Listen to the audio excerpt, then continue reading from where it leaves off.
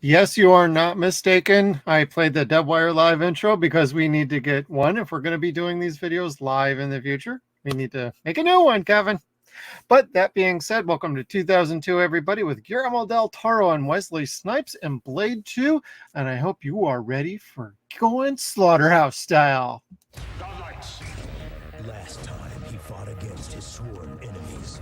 Stop. This time he will fight with them We're offering you a truce. to destroy a new breed of terror. You want me to hunt them for you? Calling all three. Not know who you are messing with. Wesley Snipes. Blade 2. Rated R. Starts Friday, March 22nd.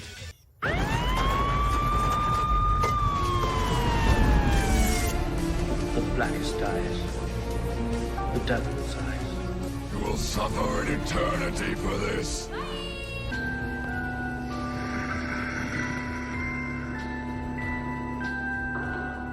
Well, you didn't think I forgot about you, did you? Welcome back, everybody, to 0 Point Reviews, where we talk about the good, the bad, and then we judge this movie because we're judging you and we're judging this film too. Kevin, tell us about your first time on Blade 2, buddy. Oh man, I went and saw this in the movie theater in Moreno Valley. I was living down there and I had the day off. This was just coming out. It was opening day. And I was like, you know what? I bet you this movie is going to be fucking intense because I loved the first one. I went and saw it, and I saw it in a predominantly black theater. Excuse me, what Eddie Murphy would refer to as a quote unquote predominantly black movie theater. That shit was fucking lit. What do you mean, you people? You people.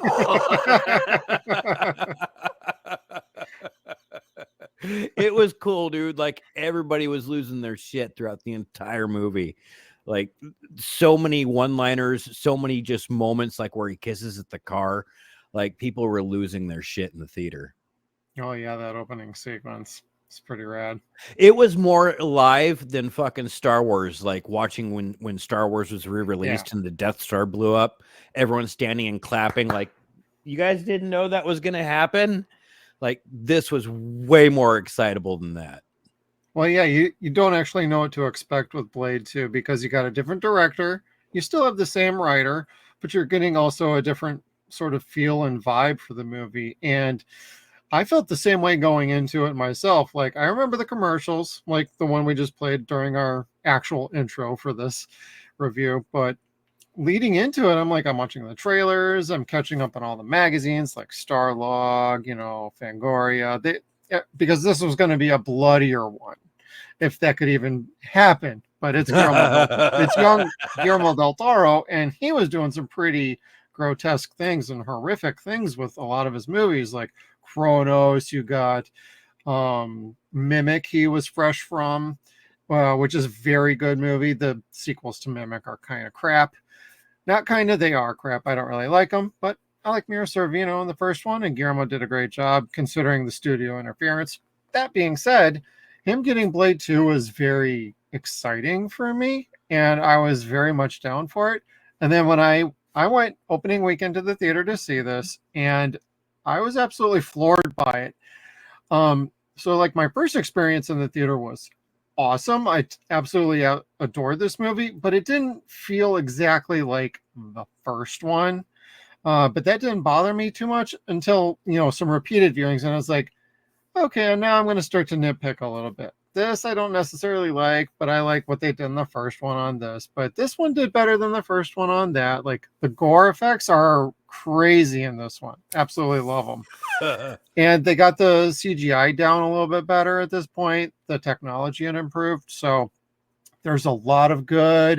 And of course, there's a few nitpicky things about what doesn't work so well with this. But that being said, Kevin, let's get into the good. The good. Yeah. This movie has Wesley Snipes being a badass from the very start to the very finish of it. Like this entire flick is like a 2-hour action ride. High So exciting. Yeah, yeah. Sorry, that's my favorite line from the movie.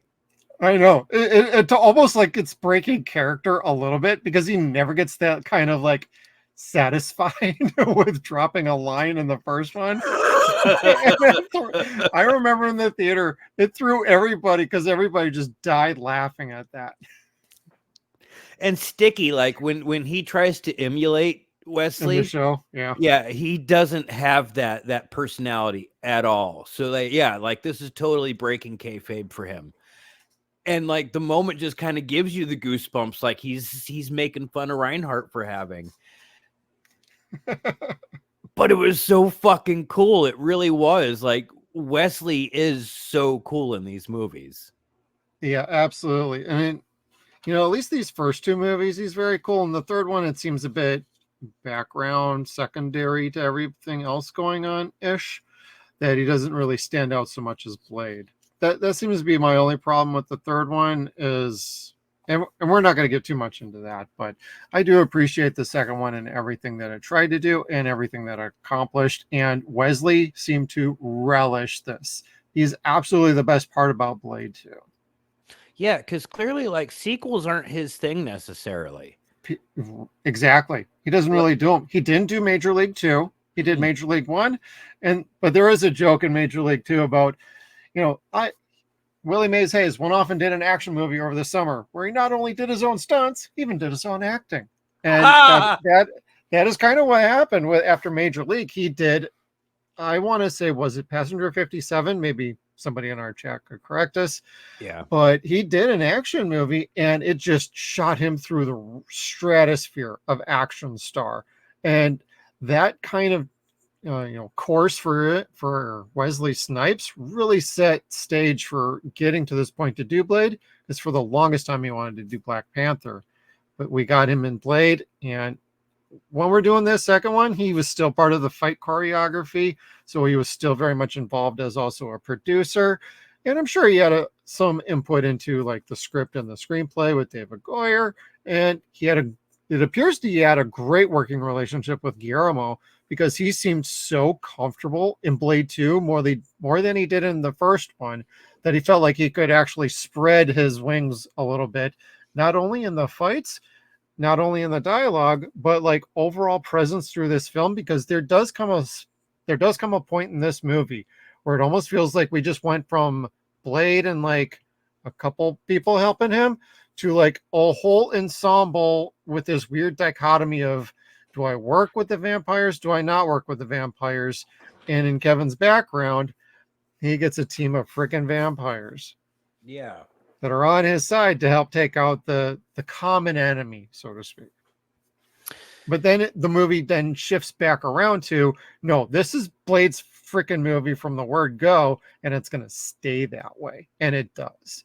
So this ensemble only lasts for so long.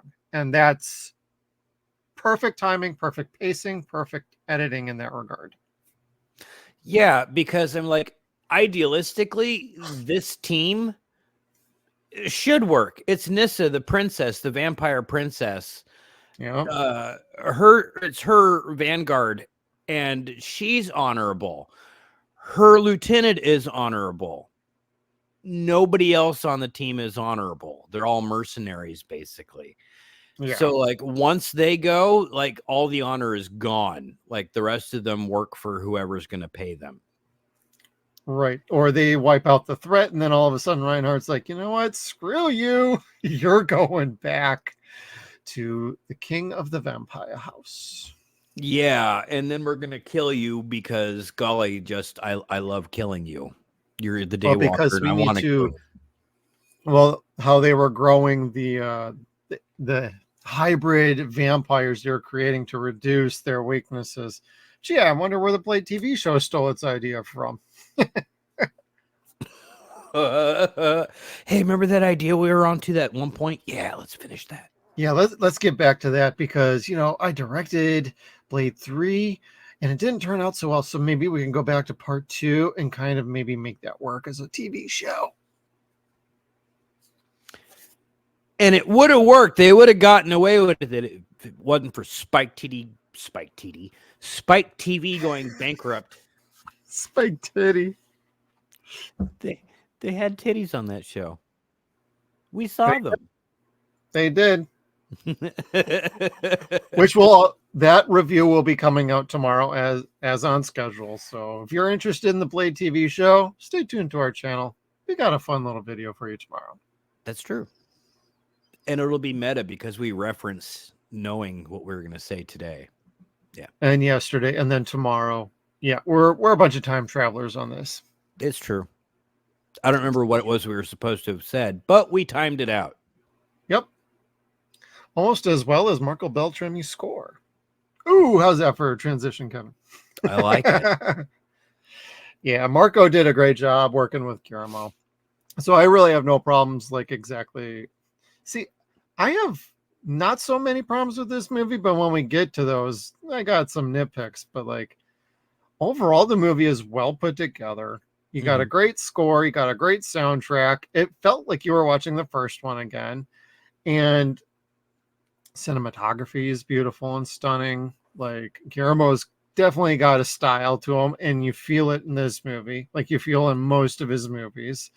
And there's a nice little gothicness to it, especially when you get to the main hideout for Nissa and her dad and the whole corporation that they're working with. Although some of those sets feel a bit on the kind of cheap side. That's probably where they scaled back on the budget was, hey, maybe we keep this kind of not so epic and grandiose on detail wise when it comes to that. So let's focus on the technology, the fight scenes, and the CGI we need to complement. Less paint. We got to pay for Perlman. Yeah. And all the cigars and whiskey. But Ron, if we could get you to take a horrible shave job to the side of your beard, we absolutely want to do that, which looked like it was glued on. Not his goatee. There was a line that went from ear to where the goatee came in, and I'm like, that looks horrible on him, and it looks glued on too. But you know what? Ron Perlman is such a guilty pleasure of mine. He really is. He owns it in this movie, so it's not like I'm calling that a bad thing. It's just one of those. I don't know if I liked it, but he didn't draw attention to it. So yeah. No, he was supposed to look like a neo Yahtzee, and his in the script he was written that way. He was supposed to be a neo Yahtzee character. Okay, and Ron Perlman didn't necessarily want to be that type of person because Ron Perlman is not that type of person. And Wesley Snipes had to kind of add certain things to the script, more banter to them, like the "Can you blush" interlude between them. That was something that somebody actually said to Wesley, and I'm kind of like, oh God, that's fucking horrible. But that also comes back around to bite Reinhardt in the ass. Yes. But I'd never considered that racist before until they'd mentioned it. And now I'm kind of like, oh God, the editors did a really good job making sure I didn't catch that shit. Or I'm just not that racist. Literally just now. I never knew that until you just told me that. Yeah. And I always thought that was just, Reinhardt just being just a dick, Yeah, no, apparently that was something that Wesley suggested that Ron say in the script because someone had said it to him in real life. And I'm just kind of like, I hope that person goes to hell. That's horrible. Well, and Blade sends him to hell. Cuts him in half. Cuts him in half. Sticks a bomb on the back of his head. Which, it doesn't work. Takes it off, gives it to fucking... I don't want to talk about him quite yet. Scar.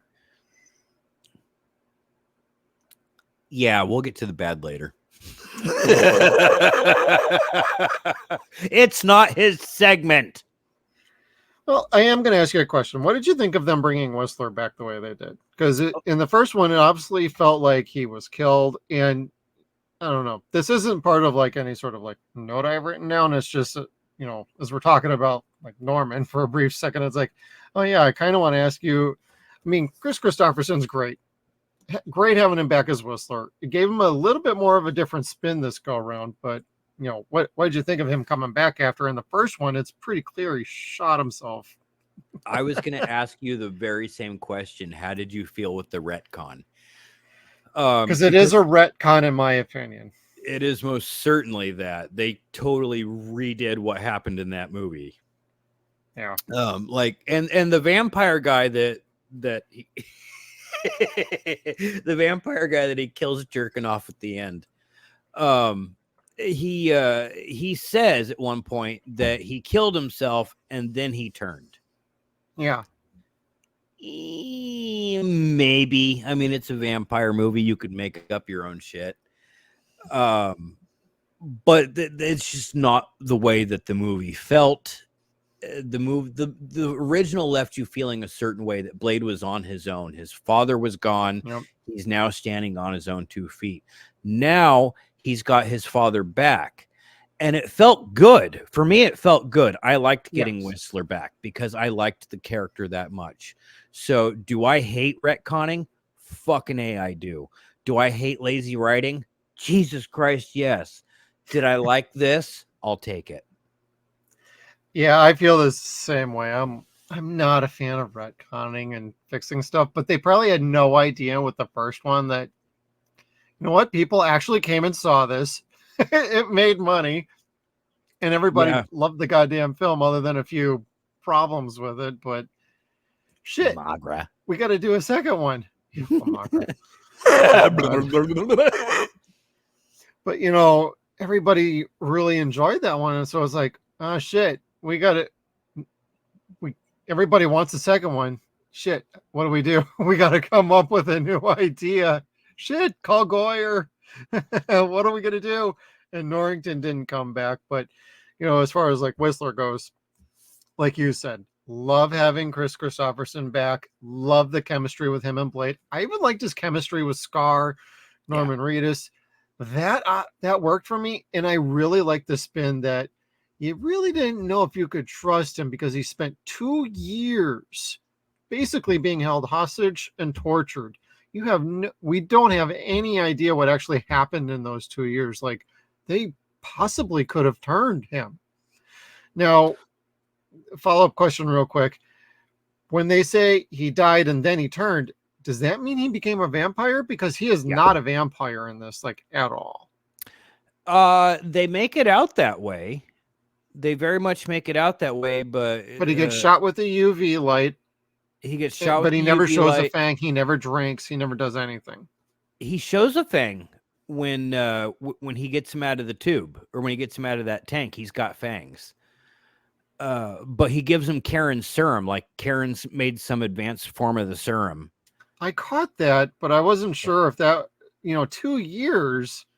How can that retroactively just take back 2 years of being a vampire? I thought you had to do that before he consumed blood or something like that. Or is that the TV show? That's the TV show. Okay. And I think it's just lazy writing. I really do think it's just lazy writing. Like, They had him in stasis, but they said they tortured him until they had nothing left, and then they'd throw him in a vat of blood so he'd regenerate. So clearly he is a vampire. Like, he needed that blood to regenerate. All right. So the theory here is the serum took care of the vampirism, because they opened the shutters in the morning straight on the sun, and he was not a vampire anymore. So yeah. So I understood that the first time, like, he's not a vampire, but I wasn't sure if that meant he truly was a vampire or if they did something else. So no, I think it was just movie wizards.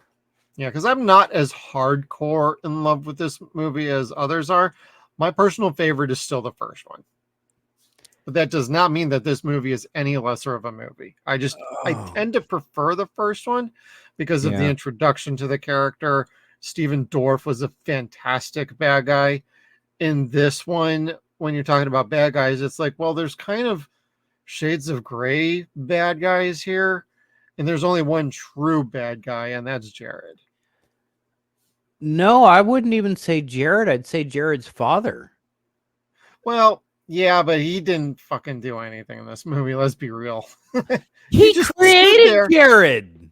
Well, he just stood there and he didn't fight. You're talking about a 1,000-year-old fucking vampire, and he can't do shit other than hobble around and be like, "I'm the lord of this house. You do as I say." He's a politician. He's a piece of shit and mass murderer.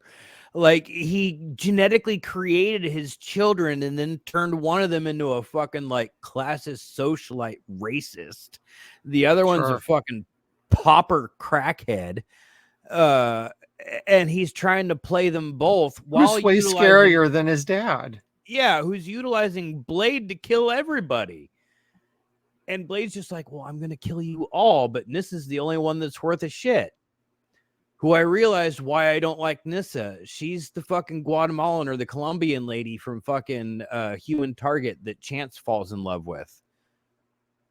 Oh shit, really? That was already married. I'm like, oh, Maria. I didn't figure. She looked familiar, but I didn't like think to look her up or anything. So yeah, too funny. My soap opera hair started fucking firing up on the back of my neck. Yeah. Well, I did like, in my opinion, Jared was a real villain here, even though he was the more kind of like, he's been shunned, he's been kicked out, he's kind of a bastard, you know. Ultimately, He's trying to take him down. He's the only one who could really go toe to toe with Blade, though. Yes, and that was dope. Yeah, so finally we got a real kick-ass fight scene instead of a fancy little flurry of sword motions and then too many motherfuckers trying to ice skate up a hill. And no CGI. They didn't need no fucking CGI for their final battle. They just had a great battle scene, a great fight. Keen eyes will spot certain CGI. Like, you don't throw across the room, bounce off a wall and land, and then all of a sudden you're, I mean, this definitely had that early 2000s CGI of human bodies climbing walls, flinging across rooms, jumping off of walls and ceilings. But when, the person would land on the ground, like say if it was Blade, he could bounce off the side of a wall 30 feet up in the air. But the second he lands, it actually is Blade. It is Wesley Snipes. So their CGI workers did a great job where at some point they transitioned it right into the live action counterpart. So they did a good job that way. But like, it's like John Wick falling off the side of a 5-story building. Clearly, that's not a real person falling off a 5-story building. Which is funny because, by the way the body falls. It's funny because they both had the same fight choreographer, so it works out. Just saying. Which totally made sense. I didn't know that until today. I never knew that the snowman or whatever the fuck his name was Donnie Yen. I'd never realized I'd seen Donnie Yen in a movie outside of John Wick before. Well, this was my introduction to Donnie Yen. I had heard about his name for years. I wasn't much into kung fu movies when this came out, and I'm like, that dude's dope, but he doesn't last like freaking long, like at all in this movie. It felt like that's somebody I would like to see go to toe with Blade in kind of a, level his character up a tick, please, because these are all supposed to be badasses that were supposed to be hunting Blade. Yeah. After 2 years of training, and even Blade's comment was, "You two spent 2 years training to take me on, huh? Let's see what you got, little bitches." And clearly I don't think they would have stood a chance against Blade. I think they would have given him a fight, but I think he would have smoked him. Yes. Yeah. Starting with the guy that dies first, and it's the guy with the hammer. Yeah. I can't remember his name. Anyway, yeah. I want to call him Thor, but or Blade would have smoked his ass. Him and the girl, like, both would have gotten like decapitated fast. Well, that girl was smart though. She actually got them both killed. She got them both killed. Well, herself and her partner, who had turned into one of the Reapers. Yeah. Yeah. Just popped open the sewage cover manhole, and the sun beamed down on both of them, took them both out. That was actually very smart. She knew she couldn't take them on, and so she dealt with it. That's true. And she knew like she was going to suffer a really horrible fate if she would become one of those kind of creatures too. Yeah, because these type of creatures, like on top of needing to feed like vampires, they Yeah. were like crackheads. They never got enough, and no matter how much they fed, they never felt sated. Right. Like that's one of the things with like hard narcotics. Like it's when you go to get high again, it's never as good as that first high. So you're trying to get more and more and more, and you use more and more and more while your body's building up a tolerance, and you're trying to give yourself an overdose so you feel as good as you did that one time, just so they could feel like they ate and feel comfortable again. Like Right. they're truly tortured souls. Yeah. That's my soapbox. All right. That's a soapbox from Kevin. Poetry, they're tortured. Tortured souls. Well, that's kind of a theme with this movie. Everybody's a little bit tortured in some way, shape, or form. Most people or got tortured. Actually, yeah. yes. I think everybody in this movie got tortured at some point. Yeah. I would E- say so. Even Scud. You say Scud, I wrote down Scar. It was Scud. He was God named damn. after Scud, the disposable assassin, whom I truly love as a comic character. Okay. Yeah, Scud's awesome, but not in this movie. But we'll get to the bad later. Yeah. Well, you got anything else that you like about this movie, Kevin? So okay, true story time that I don't get to tell very often, except to you. You've heard this like several times, and I apologize. So Are you ready for story time with Kevin, everybody? I wish we had a like graphic for this. We'll make one. When I was, gosh, this came out in what, 2002? 2002. Yeah, so I was 22, 21 or 22 when this was about to come out. And one of my regular customers at the coffee shop I was running was a magician. And he was one of the coolest motherfuckers I'd ever met. And he'd come in every day and he'd tell me a story about something, just something different. And it was never a magic trick. It was just some fascinating story about the world. And Raguzzi was just like an amazing cat. I loved him. I believe that was his name, the Great Raguzzi. And he started telling me about his son and the work that his son did on movies and stuff like that. And he used to do old monster movies from the late 80s, early 90s, which you and I have talked about with Mr. Wilson previously. And I didn't know that at the time. But anyway, and said he was working on this new movie called Blade 2. He says, "Did you see Blade?" And I'm like, "Fuck yeah, I saw Blade. That movie was awesome." He's like, "Well, my son's working on Blade 2. Don't tell nobody." He's like, "And they've got these new monsters, and they fucking." And he was just like, he was trying to explain what they look like, the Reapers, Right. with their faces opening up because his son had shown him drawings. Oh, okay. Concept art. Yeah, and he's like, "My son created these things that are just gonna blow your fucking mind. I swear to God." He's like, "You've never seen anything like this before." I'm like, "Well, that's great, dude. I want to check that out." And I did. And fuck, let me skip ahead 2 slides really quick to the end here. Where is it? Yeah. Bang. This is CGI here, I think, but they made this practical. They made it practical. They made it with wires and cables, and it moved, and it looked real, and it was wet, and it was fucking brilliant. My friend was so proud of this puppetry that his son created. And as a father, it gives me goosebumps now, 20 years later, to think about him telling me this story of how proud he was of his son, and then seeing it months later as a moviegoer, and just seeing how fucking gross but awe-inspiring this fucking face was that moved and was scarier than a vampire mouth. Like, what's scarier than a vampire mouth? This goddamn thing. Man, that's pretty rad.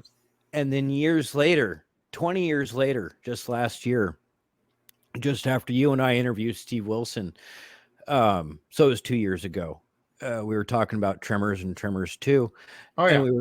we were talking to the people that were doing the creations for the Ass Blasters, and there was my friend's son who created this guy too. He also created the Ass Blaster.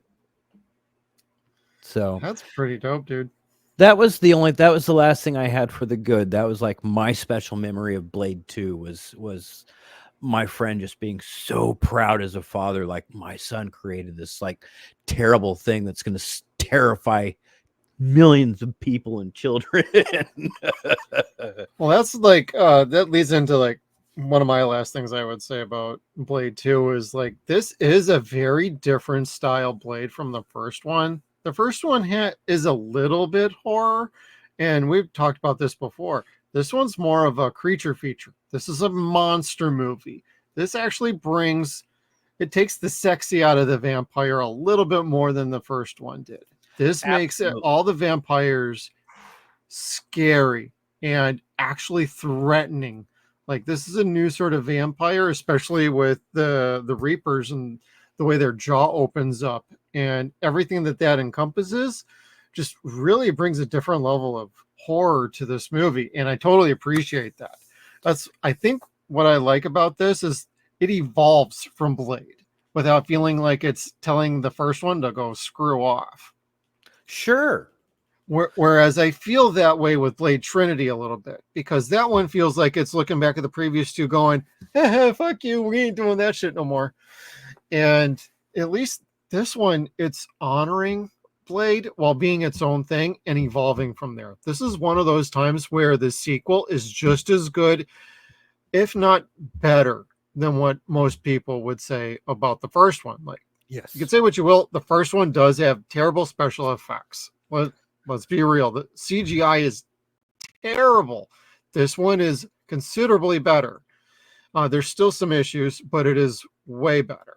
And they do use practical effects when necessary, and that just adds to the element of horror for Blade 2. And I totally appreciate that. And I like how this one's a bit more atmospheric and actually scarier than the first one. Yes, I absolutely agree. This movie would fit in the MCU right alongside with Werewolf by Night, Yes. because it says there are multiple creatures, not just vampires. There are multiple creatures in this universe.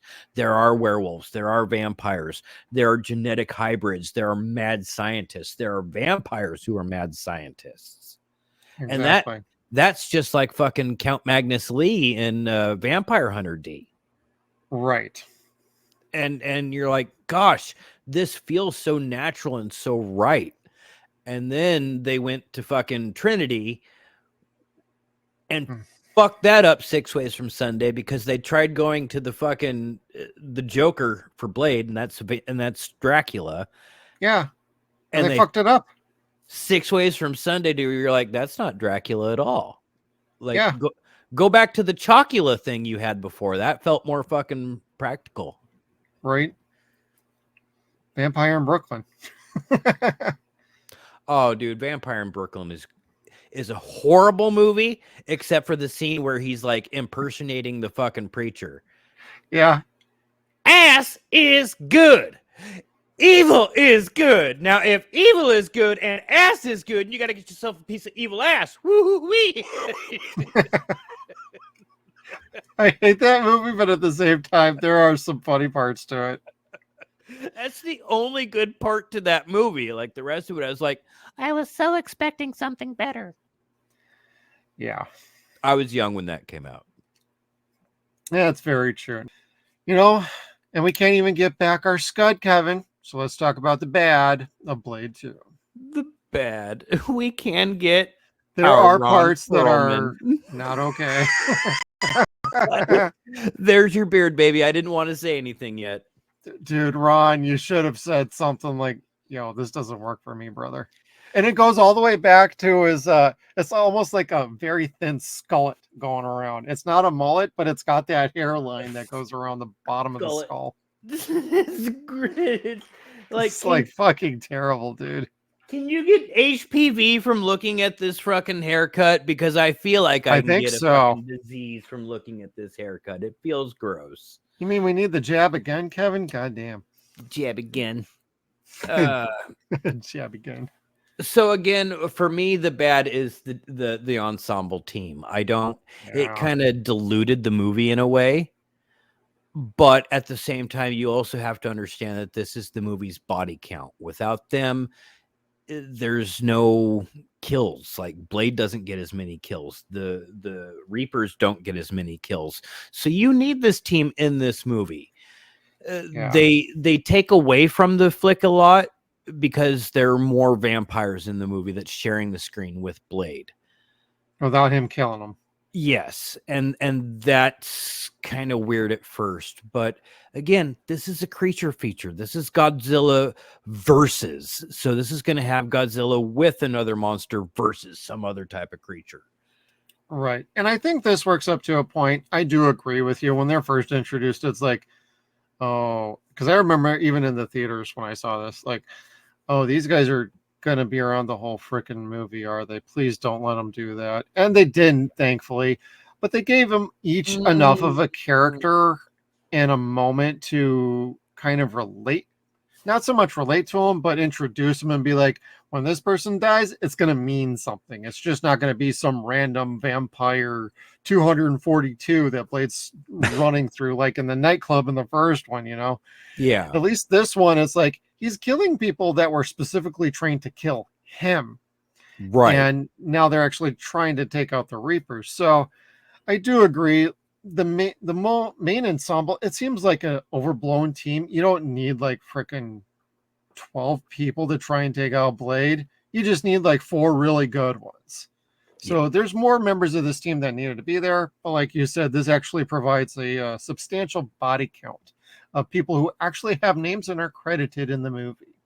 Yeah. I just wish Wesley and Donnie had a chance to go toe to toe for a very good fight scene, because Donnie was involved with the fight choreography as well.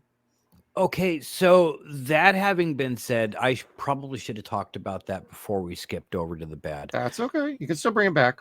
So that scene where they first infiltrate the Blade's base, and she's coming at him with the swords, and he's fighting her with his sword still in its sheath, and he's just fucking fighting her just one-handed, basically. That is the exact same fucking scene that you see in John Wick 4 when Donnie's got a sword, and you're just like, oh, it so makes sense now. That's such a beautiful scene, because I've loved that scene since it first came out. That's one of my favorite scenes in this movie, if not my favorite fight scene. Yeah. And so to having seen it again in John Wick, done by Donnie, was amazing. So like I really enjoyed that, and having had that experience and putting it together today was a lot of fun.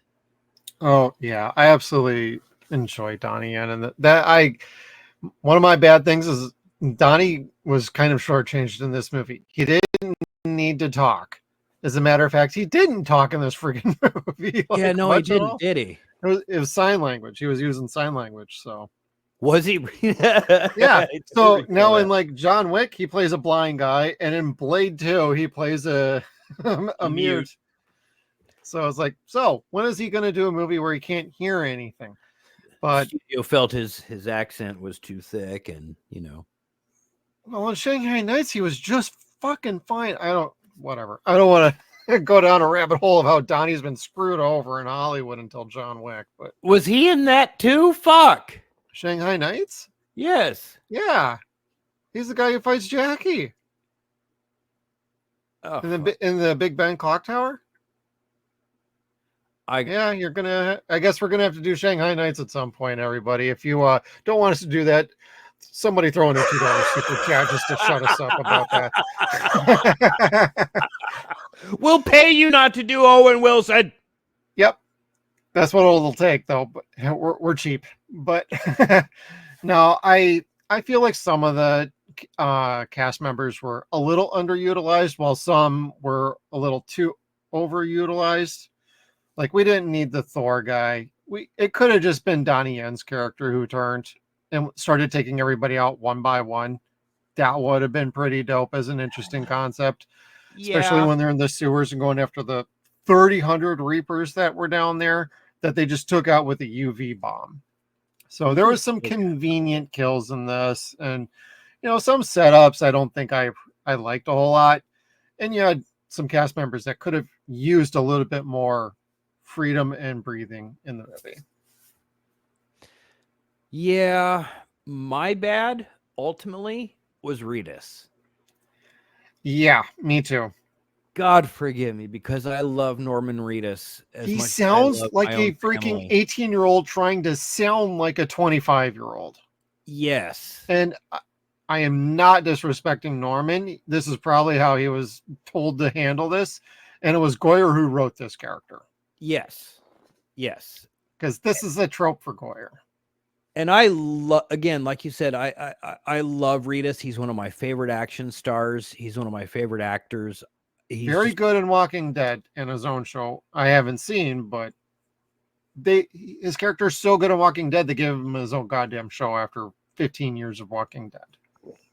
I say nothing for the fact that Boondock Saints is like, that's my movie with him, and you tattoo that movie to your heart forever, man. Yeah. Mm. Which is in our archives. So if everybody is a fan of the Boondock Saints, we do have a review on that on our channel. Did we do Boondock Saints already? That was our St. Patty's Day. Hells yeah. We just didn't do part 2 because That might be coming up. We'll see about that. Is it a TV show or a movie that they finally came out and said they were going to do? No, they're doing a third movie.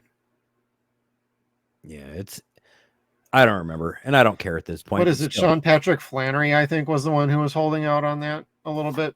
He wanted a better script or something. I don't know. Trying to remember. Troy I know Duffy, Willem said he'd be down for it. So Troy Duffy's still writing. I know that. I don't know if he's directing, but I know he's writing. yeah, and that's important to me because Duffy kicks ass. Yeah. But no, I totally agree with you about Norman Reedus, and Blade 2 is not a great fit, but at least they built him up to getting a proper ending in this movie. Yes. He went boom, everybody. He went boom. I just, if Scud's character needed to stay, I wish they would have gotten a shittier actor, at least somebody that I don't care about, because I still, like I said, I love Norman Reedus, and I want to. So you wanted Pauly Shore in the role. Gotcha. Oh man, even then I'd fucking I don't know how I'd feel about that. Like maybe Hayden, no, not Hayden Christensen. I still like him too much. I didn't like the character of Scud. I just didn't. I don't like you. Don't like you. He was dumb. He was. And he kept irritating at Whistler and whatever was going on there, and then Whistler kind of ends at the very end of, I was starting to actually kind of like him. It's like, I wasn't. I said that when I was rewatching this. I was starting to like him. I'm like, I wasn't. Fuck him. Well, Scud's whole speech there, like, I owned you this whole time, acting like this freaking entitled little 18-year-old, like, acting all tough, like, yeah, I'm a familiar and I snowed you bitches. I got you both. You're a punk Whistler. You're a punk Blade. I hate you both. I got you good. I got you good. Yeah. We had and you Reinhardt's from the just standing get-go. there like, fucking moron. Kinda. Like the Perlman familiars. sold it for me, so Perlman played the same character that he played in Alien Resurrection. and Sons of Anarchy and Hellboy and every movie he's ever been in. He plays the same damn character. Well, yeah, kind of. But it really made me question, was there actually a dick measuring contest in real life between he and Blade, or he and Snipes, or was that just Snipes probably won that contest. I don't know. I mean, I like them both so much. I don't want there to be any fucking heat, but golly, They had great chemistry though. Perlman and did. Snipes was fucking lit. they played antagonists to one another so well. I love the scene in the bar where Yeah. he's got the laser pointer on Blade's head, and he think Blade don't notice, but Blade's got his laser pointer on his heart. Yeah, his buddy just taps him. He's like, he's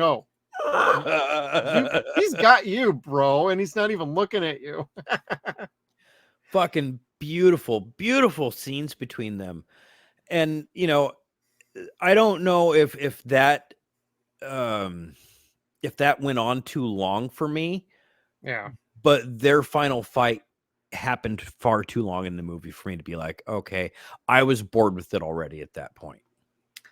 It didn't bother me too much, but I think Blade should have really run right through him.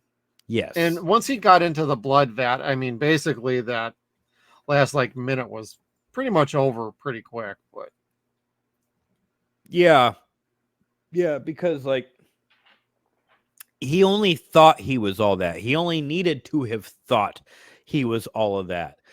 Yeah. Yahtzees should never be any of that ever. No. And Amy and I are watching The Man in the High Castle right now. So I'm watching a show that's a bit like that. Giggity. Prime show, everybody. He should have just he should have blushed hard. Yep. I just would have had him say that. Man, I do love that scene where he just falls into the blood bath pool and then he rises out from it, because I specifically remember this from the movie in the theaters too, like him rising up and everybody just went, oh shit, collectively. Some people were saying it, other people's were going, oh, this is going to be fucking awesome. And he does it and he gets his shades back. Perfect. He gets his shades back. Well, Whistler says, hey kid, throws him his shades, he catches them and throws them back on. I did have a clip for that, but it was running a little long, and I don't want us to get hit on those, especially live. Oh, yeah. So, try and keep them to 3 seconds or so. Yeah. But, as far as anything else bad, I don't really have too terribly much, other than some CGI shots aren't really all that great. But for the most part, they're a vast improvement over the first one. Yeah, so I can't hate on them too bad. It's just 2002, the human body being thrown and scaling walls and stuff like that. Yeah, that looks terribly fake. But when a movie starts off with a total badass scene, motorcycles and cars and kissing at the cars, you're getting started just right, baby. The movie did it. I can't say that it was as exciting as the first movie's intro with the club scene. That's probably what it is, yeah. But it was still good. Yeah, it was not exciting. It was very exciting. It just didn't have that fucking oh my god, what's happening moment of that rave scene. Right. And that's gonna happen with sequels. I'm sorry, that's just the nature of them. You already know what the secret is. Oh yeah. Fuck, this movie is high octane, it really is. Yeah, it evolves and ramps it up from the first one without losing too much traction from it. Yeah, and the CGI, it's noticeable as fuck. Yeah, it's just not it's not as obnoxious. It's not an eyesore. Yeah. Probably the most noticeable is the fight scene between he and Nisa at the beginning, where they're fighting in front of the lights, where they're jumping in front of the lights and everything back and forth. It's God of War did this better in its video game back then.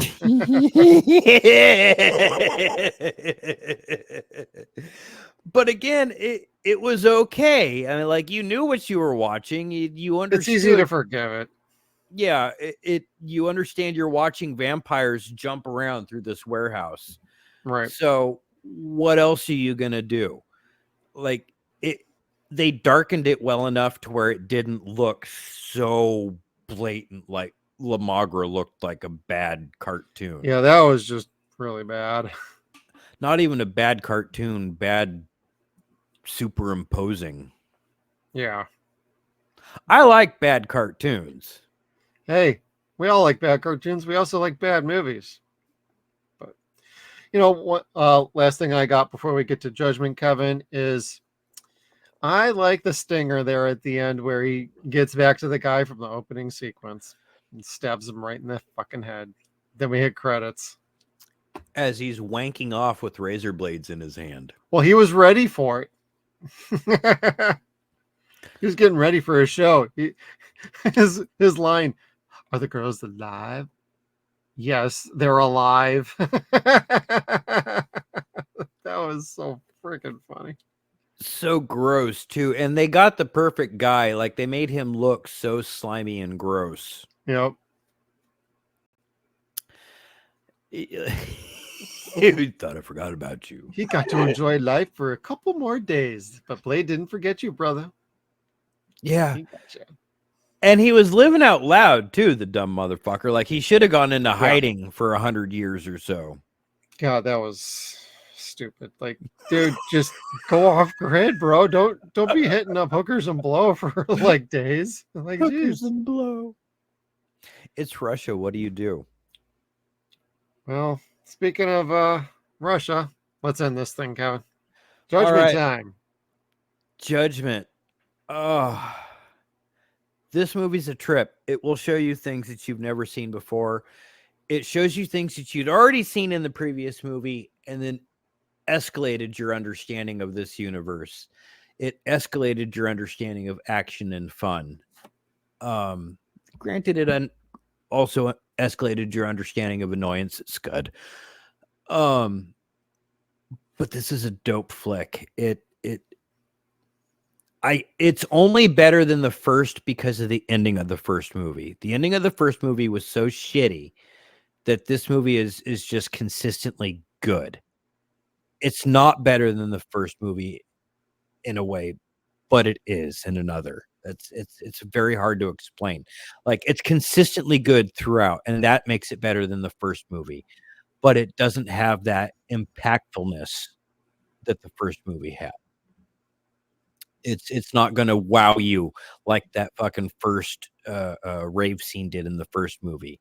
It's still going to entertain you like the motorcycle scene at the beginning of this movie, but it's not going to wow you and blow your mind at the same time. It's going to entertain you throughout. The first movie was fun until it wasn't. That was the big problem with the first movie. It was fun until it wasn't. And then you're just kind of like, he's fighting nothing. Like it's a superimposed thing. Yeah.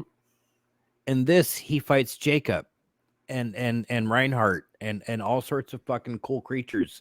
Like Del Toro like left nothing to the fucking imagination. That's and his style. He didn't let any horrible CGI fucking taint his movie. He didn't like the CGI that they put in the movie, the godlights that they're called. He didn't like that fight scene at all. That wasn't his choice, but it was a hell of a lot better than La Magra. Yeah. That's my judgment. My judgment on this movie is it needed to be a different kind of a movie. Like you can go through other franchises. You can go Raiders of the Lost Ark to Indiana Jones and the Temple of Doom. Gets a little bit darker, it's a little bit different, but there's still a lot of familiarity between them. You can go Alien to Aliens. You can go Terminator 2. They start off as one genre, they evolve into a little bit of another genre while retaining their identity throughout the franchise. This is absolutely no different. And, you know, I love Steve Norrington. I prefer the first one, just me personally. Does not mean that this movie is not just as good, if not better, in a lot of respects. Like, I'm just basically echoing what you just said. But in my opinion, this stuck the landing a little bit better, especially not just because of the CGI and the ending with La Magra on the first one, but overall, this was a lot more impactful. We had his relationship with Whistler tested the whole movie. We had his potential interest in Nyssa going on and her passing, him dealing with enemies on all fronts. Like he was faced with a lot more. So his character arc in this one is a bit more potent than it was in the first one. And that's a Del Toro hallmark. He likes to hit those character sweet spots to make you feel like you're on a journey with this person, not just watching this dude kick some serious fucking ass. And that's a very good charm about this movie. And I love how wonderfully shot it is. And watching this the second time, I kind of changed my mind on a bit of the CGI mentality I had, because for the longest time, because I haven't seen this one in a long, long time. I don't even have this in my home video collection. Like, I don't, and I was a little surprised, so I had to find a way to watch it. But watching it this time around, I'm like, I thought the face effects looked terrible back then. I'm watching this now, and I'm like, these actually don't look that bad. They really What? don't. What actually looked bad was more of like, the full body CGI flipping around. Yeah. We've already talked about this multiple times. That's the only thing that was kind of like, I'm still not a fan of some of that, but I can forgive it because the movie is really good. Yeah. The only reason I would lean towards the first one being the better one is it had a different energy and a different vibe, and it came out of nowhere. It was very unexpected. This one had to follow expectations from the first movie, and I do feel it matched it and exceeded it at times, but it didn't completely blow the first one out of the water and be like, we're Beverly Hills Cop 2, bitches. Fuck you, Beverly Hills Cop. So, and that's another example of a second movie just totally blowing away the first one. First one's very serious with a little comedy. The second one's way more action packed with a lot more comedy. It really is going to come down to personal taste for everybody, but this is a perfect 1-2 punch for Blade that unfortunately does not follow through in Blade Trinity. And I really like this movie. So my judgment is this should be in your collection. It should be in mine. I'm ordering it. It will be here in the next couple of days. I didn't know you didn't have this. If I didn't know that, or if I had known that, I'd have sent you my DVDs and like bought in a 4K or some shit. There is no 4K for this release. Fuck. Sorry. There is one for the very first one. And while I was looking around, you can buy the trilogy in a Blu-ray set from on Amazon. It's like $35. It comes from England and United Kingdom, but it is region free, so you can play it on any freaking Blu-ray player you got. I'm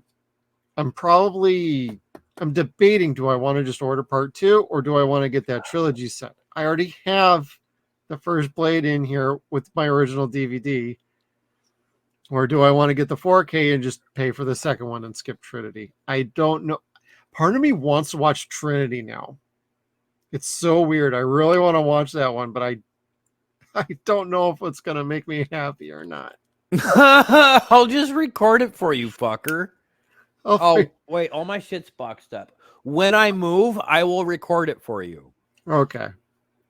And if y'all want to have a watch along with me to suffer through that, hey, maybe we could figure that out too.